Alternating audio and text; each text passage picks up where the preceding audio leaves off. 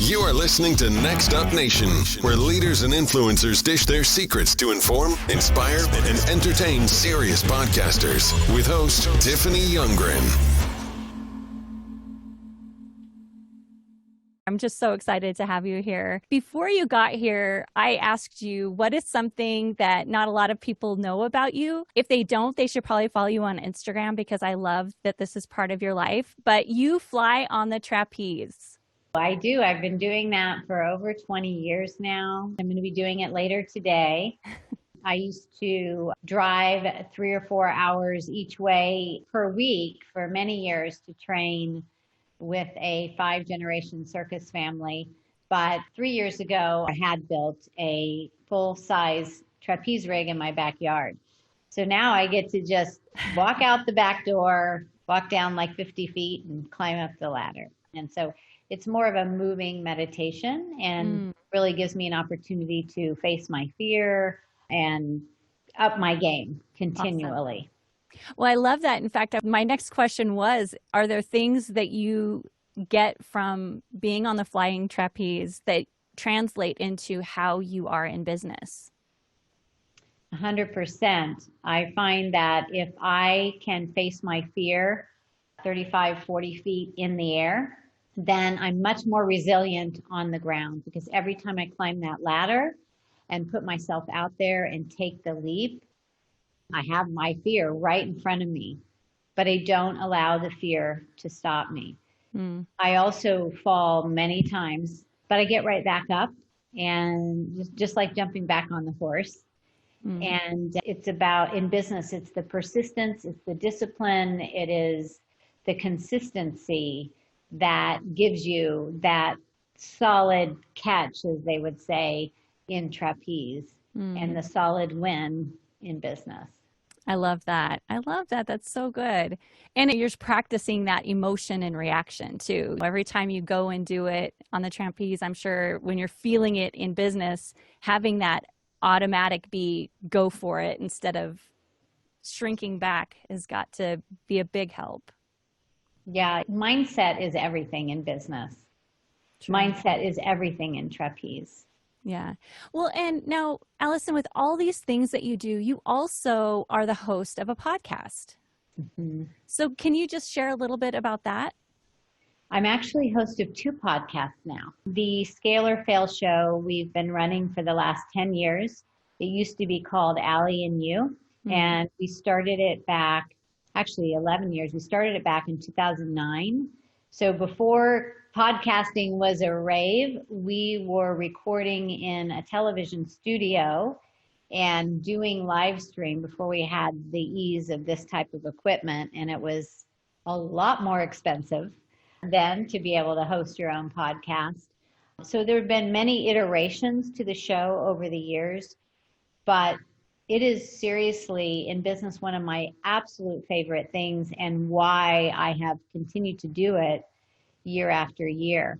I'm the host of the WeBank podcast, and WeBank is the largest certifier of women-owned businesses in the world, and about 15,000 women-owned businesses that are certified in the United States. And so we started their podcast highlighting successful business leaders. We launched that in June of this year. It's been a lot of fun.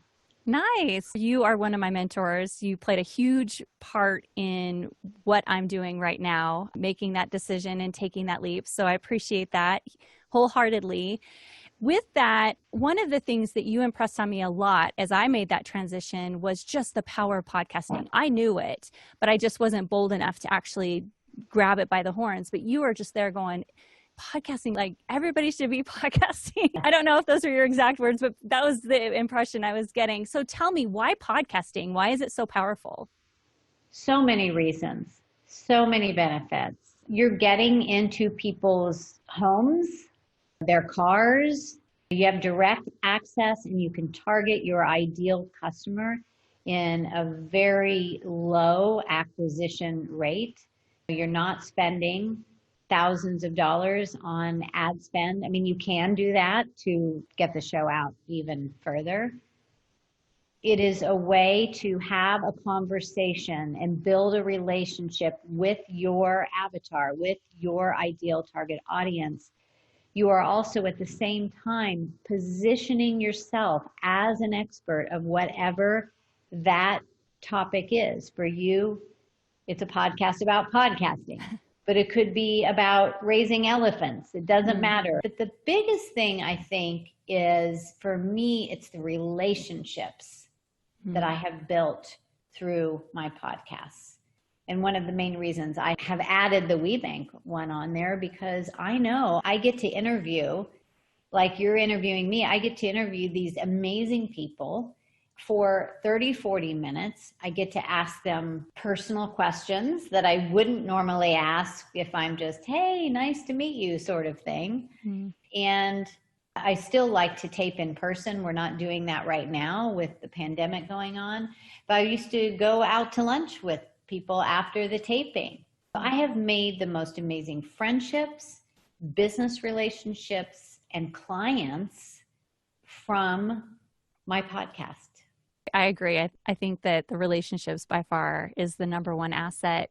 Would you consider podcasting to have been profitable to you? Yes. I'm not selling products specifically on our podcast, although I could. We really haven't done that. However, I have had sponsorships. And the biggest thing, we have had a lot of clients from Pinnacle, our private mentoring and mastermind that you've been in, from people that have listened to the podcast either one time or over the years, that have been followers of the show. So it definitely has been a lead in or funnel for people to step up and work with us. So absolutely. It's kind of like my book. It's not that I make a lot of money from my book sales, but it's a door opener. And that will lead people to build that relationship, build that trust, to then move forward with the yes, if they're a good fit. That's really good. One of the meetings that I was in with the group, it kind of blew me away. It was kind of that moment like, oh, I didn't even know anybody knew I was here kind of a moment, when you said, yeah, the last time I was on Tiffany's podcast, I got off and I was just everywhere. And a lot of times I hear a lot of people ask me, why does it matter to put your content everywhere? And one thing I always tell them is, well, when your guest is on and then they see themselves everywhere, it's easier to get guests, quite honestly. I feel like it's my duty really to do a good job with the promotion when someone's given of their time. But was that a surprise? I know you've been a guest on a lot of podcasts. What do you see when you're out there as a guest when it comes to the promotion afterwards? What I noticed the difference with yours, Tiffany, is that we did the recording, you promoted it like most people do on Facebook, on Instagram, things like that. But generally, then it just lives on their iTunes or their Spotify. What I noticed about you was that you kept re-promoting it. Like over the year or 2 years, there would be like every 3-4 months, I would see it again. I think you're showing people how they can create longevity with their materials. It's not always about continually creating new content. It's how do you repurpose that content? And then it seemed that every time that you were promoting it, you were positioning it a little bit differently. You would talk about different things in the interview and so forth. That was very impressive, because I think sometimes it takes a lot of organization to get around that and to have a regular system to make sure that these things are continuing to be rebroadcasted. Yeah, actually, that's where our system was born, was out of what we've done over the years. And in fact, I haven't done anything with that podcast in the last few months because we're working so hard on our system and on Next Up Nation. But I just got a report from like the downloads and things, and our last week's downloads were more than double any of my highest week ever. Wow. So it just really shows the power of the reach. You still are out there. Now, having said that, a lot of it has to do with it's embedded in our website. You can find it different places, but just so, like you said, there are so many things about podcasting that are awesome.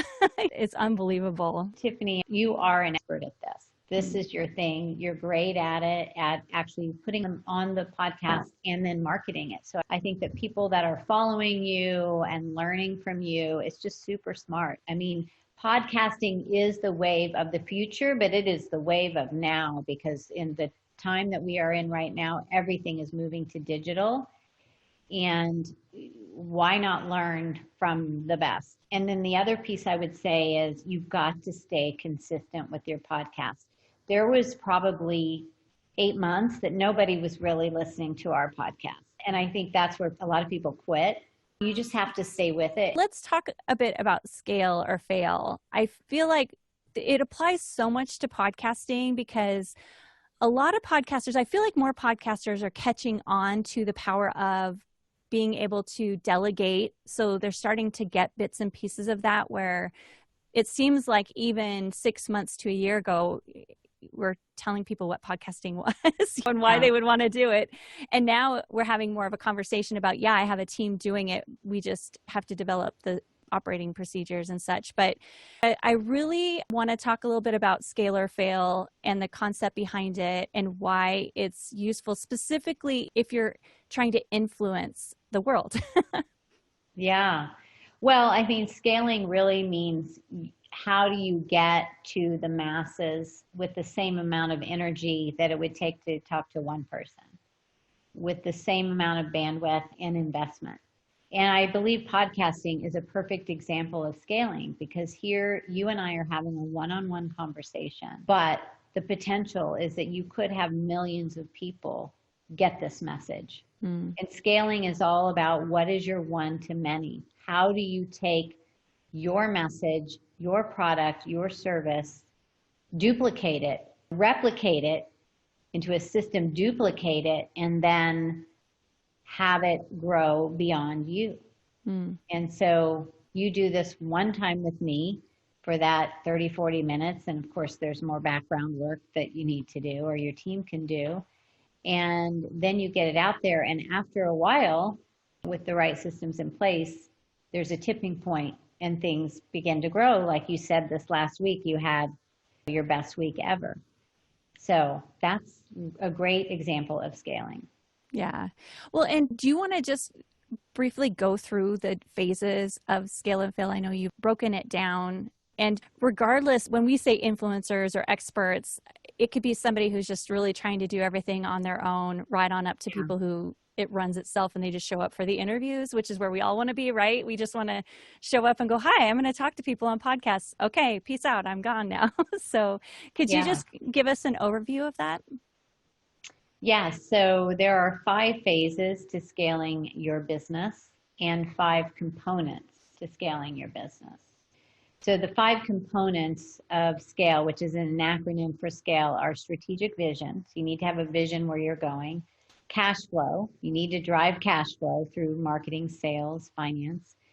Alliance of the team. You need to have a team so that you can replicate you and have a life and grow the business beyond you. The L is leadership. You need to know how to lead a team, build a strong company culture, work on your mindset. E is execution, and where the rubber meets the road. So you have to have all those 5 components to really scale your business. And then the phases of scaling, phase 1, I call the seeker, and that's when you're just getting started. Like you're excited, you're passionate, you've got this idea, you want to launch this podcast, you want to launch this business, but you're doing everything. And then phase 2 is the pioneer. That is where you're really getting your hands dirty, out on the plains. You are more clear about your target audience. You have a decent amount of sales happening right now. You might have a few employees, like you might have a marketing person or an assistant, a bookkeeper, even if they're freelance, but you're still having to approve everything that goes in and out of your business. And a lot of business owners get here, and it's great, but it's a phase. You need to move on to the next phase, because if you're having to approve everything going in and out of your business, you're the bottleneck and you can't grow. Phase 3, I call the ringleader, because it is a circus in phase 3, because you really start to build the teams and you get more clear on your big picture vision, which is great. But oftentimes in phase 3, we are being the boss and not the leader. And we are micromanaging. We're still too involved in a lot of aspects of the business, even though we're growing, even though we have employees. So again, you're still somewhat of the bottleneck. And once you start getting really clear on the type of company culture that you want to build and hiring appropriately for that and for the position of growth, then things start to shift, which moves you into phase 4, I call the co-creator, and that is where you're working with the team, and they are just as committed and passionate, and they are asking important questions that need to happen to grow the company, like how do we increase profits? How do we create a better customer experience? And you start to see those people stand up as leaders. And they treat it as if it is their own business.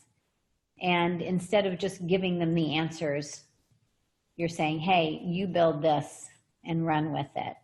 You have a very different company. Like that's the kind of company we run in Pinnacle with 12 mentors that mentor our clients now, where it used to be me doing all of the mentoring, but I could only help so many people. Now I tap into the team and their genius and their ideas. It's a lot more fun that way. Yeah. And then phase 5 is the visionary. That's where you start to step back and you have a business that can run successfully without you. Not 100%, but you definitely don't need to be there on the day-to-day. Well, I love that. I think it's brilliant. I think everyone should read your book for sure. So does your podcast, is the theme along those lines of, like, can you tell us a little bit about your show and how that correlates? So if someone reads your book and they're like, well, I want more of this, what is your podcast about? So the podcast is called The Scale or Fail Show, to go with the brand, and we are all things scaling. So scaling can be multiplying your growth in your business and in your life, but generally the guests that we have on fit in this idea of how do we multiply the growth? How do we move it beyond you? So I had somebody recently, Dennis Brown, who is one of the experts on LinkedIn, and he has come up with a great strategy to scale your business through LinkedIn. I have had experts like Barbara Corcoran, like Damon John, that we have on the show, and they have scaled many, many businesses. So it's the thing I love. I love business, and I love to help business owners to get their gift out in the world in a big way. And there is this idea that we've got to work 24/7 and grind it out. I just feel like that's a myth. You can't really grow your business that way without burning out. It has to grow beyond you. And that's really what the show highlights and what it's all about. That's so cool. Well, I feel like anyone who's listened to episodes prior to this one has heard Barbara Corcoran's name come up as one of my dream guests. And I'm just going to break into and say one of the reasons that I was so attracted to Allison as a business person is the same thing that attracts me to Barbara Corcoran in that light, is that as a woman being strong, in the past, it always looked like you either were just being not feminine, like you had to, even if we looked pretty, we still had to kind of be badasses, like, which we kind of are still. But I love that you guys are so feminine. It's not like you have to give one up to have the other. We can be a woman and be a leader and a strong force without losing who we are at our core. I just love it. Yeah, I enjoy being a woman. I like dressing up. I love all of those things. That as being a woman, very feminine. I'm strong. I know what I want.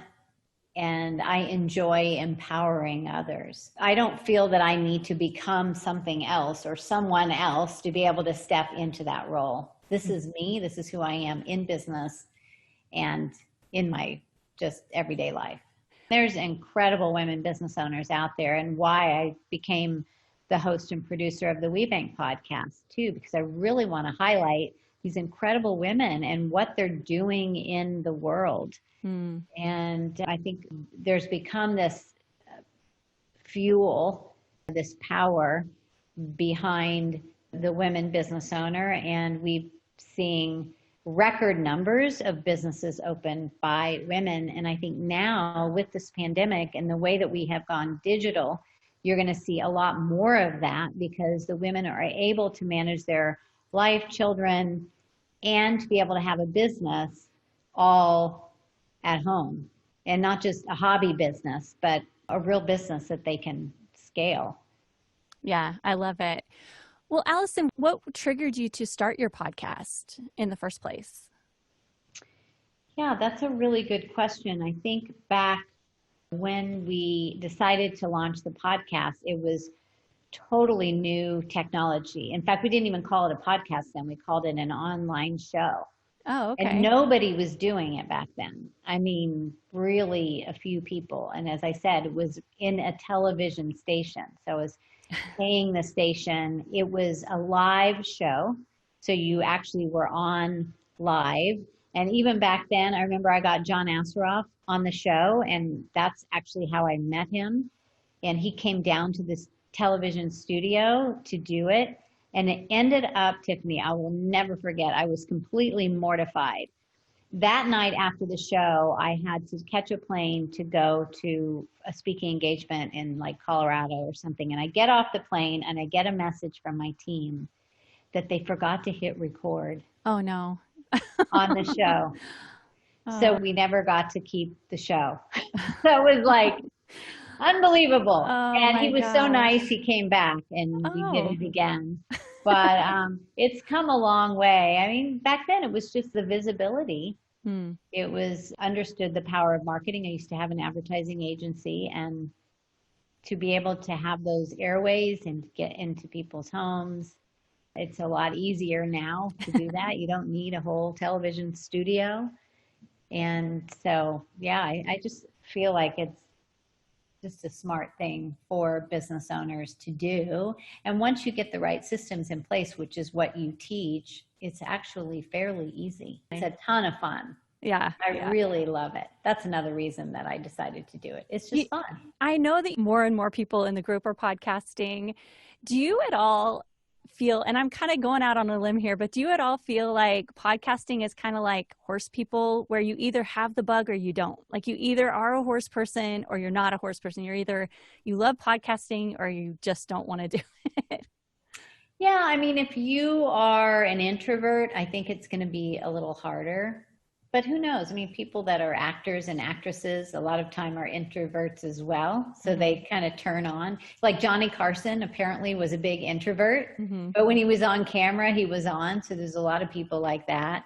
And I think there's some people, when I would say to them, hey, I think you should do a podcast, they had never thought of it. They thought, well, why would you do one for an engineering company or a staffing company?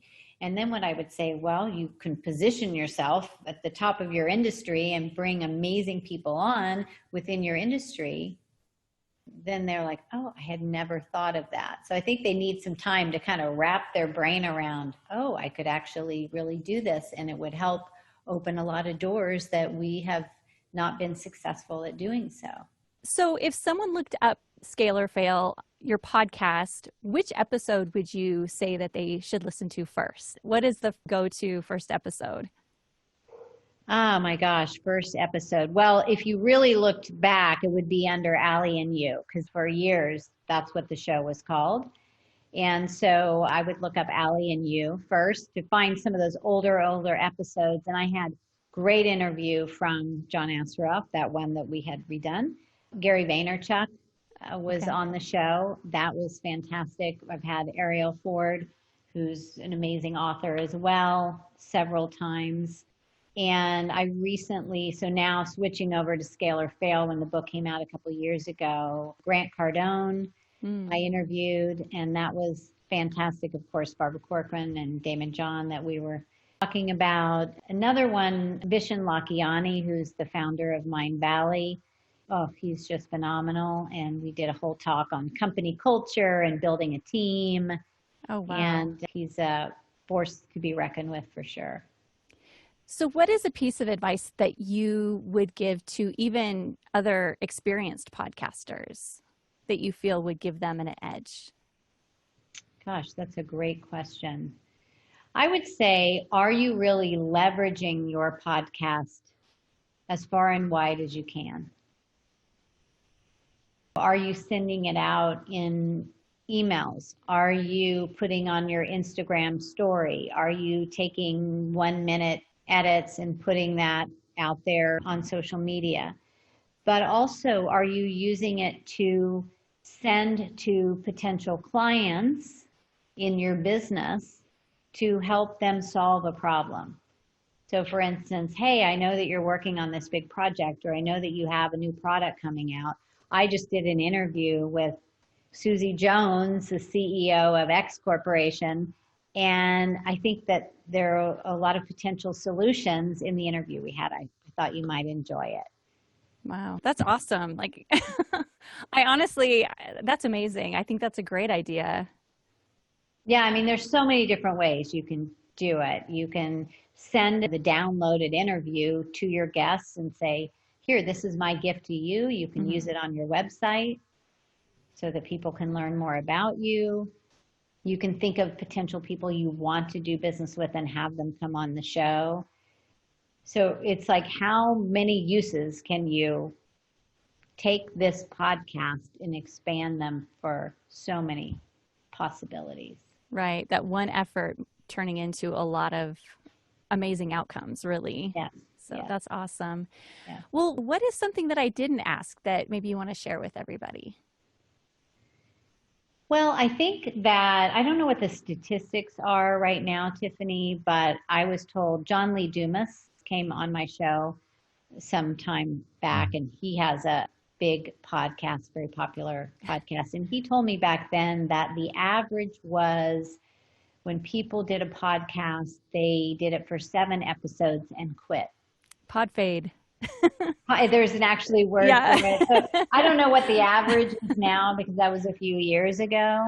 But it's like with anything that you do, whether you're learning trapeze, whether you're learning bowling, whether you are trying to be a classical piano, scaling your business, it's the consistency over time. It's a marathon, not a sprint. So if you decide you want to do this, commit to it for the long haul, and know that you may not be getting traffic for some time. Even Gary Vaynerchuk said when he did Wine Library, early 2000s, maybe earlier, I don't remember when he did that, but he didn't have any viewers, but he just kept showing up.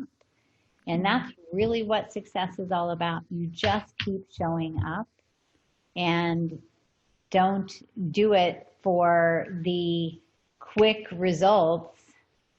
Do it to transform your life and to transform other people's lives. So I do have one more question. I believe it's one of the most important questions of the whole show, although all the rest of them were amazing. But as you probably know, because you've been on my show before, I love good food. What is your favorite restaurant, and what do you order when you go there? Oh my gosh. Well, we just took a road trip we drove up the coast of California towards Northern California, and we stopped in Santa Barbara. And there's a ranch there called San Ysidro Ranch. And there's a winery on the property as well. It is absolutely beautiful. And there's a restaurant on the property called Stonehouse. And it's outside, and it is under these glorious, beautiful trees. And they're all lit up with these twinkly lights. So it's just so magical. Oh, man. And there's a fireplace out there. And the food is absolutely extraordinary. And my husband had steak Diane, which I hadn't had since I was a kid. That was amazing. And we had bananas flambe. Ooh. Where they flame it and the whole thing at your yeah. table. So I was full for about a week after that meal, but we were just up there and celebrating our anniversary this month. So oh, well, happy anniversary. Special. It sounds beautiful. It really is. If you get a chance, it's an experience. It's not something that you go to every weekend, but for a special occasion, it's really worth it. Really special. Well, Allison, thank you so much for being here. I really appreciate it. Yeah, thank you, Tiffany, for having me on the show. Of course. And you gave us some really good takeaways, especially when it comes to scaling a business, as well as just the power of podcasting. I really loved your tip about sending an episode to a client or potential client with specific tips or ideas on something that they're struggling with. So I think everybody's got a lot of really great things that they can take away from our time together. And thanks so much to everyone who's listening. Thank you to our outstanding team. And remember, the best is really yet to come.